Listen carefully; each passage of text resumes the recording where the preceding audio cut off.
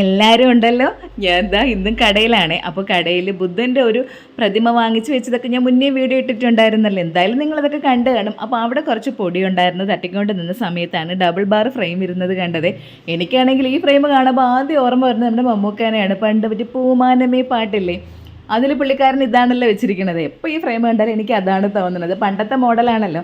പക്ഷേ ഇതിനൊരു പ്രത്യേകതയുള്ളത്, ഇത് ഭയങ്കര എലഗൻറ്റ് ലുക്ക് തോന്നും ഈ ഫ്രെയിം വെച്ചാൽ.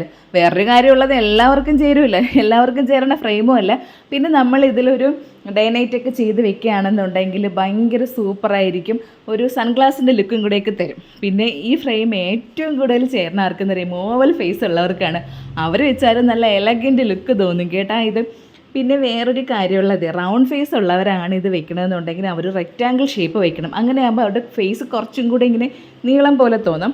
പിന്നെ സ്ക്വയർ ഫേസ് ഉണ്ടല്ലോ, അങ്ങനെയുള്ളവർ വെക്കുകയാണെന്നുണ്ടെങ്കിൽ ഓവൽ അല്ലെങ്കിൽ റൗണ്ട് ഷേപ്പിലുള്ള ഡബിൾ ബാർ ഫ്രെയിം വെച്ചാൽ അവർക്ക് കിഡിലനായിരിക്കും. അപ്പോൾ ഏതെങ്കിലും ഫ്രെയിം വാങ്ങിച്ച് വെച്ചിട്ട് കാര്യമില്ല, നമ്മുടെ മുഖത്തിൻ്റെ ഷേപ്പും കൂടെ അനുസരിച്ച് അതിനനുസരിച്ചുള്ള ഫ്രെയിമുകൾ വെച്ചാൽ എൻ്റെ പൊന്നോ ഭയങ്കര ലുക്കായിരിക്കും. നമ്മൾ ഡ്രസ്സൊക്കെ ഇടുന്നത് അങ്ങനെയല്ലേ, അതുപോലെ തന്നെ.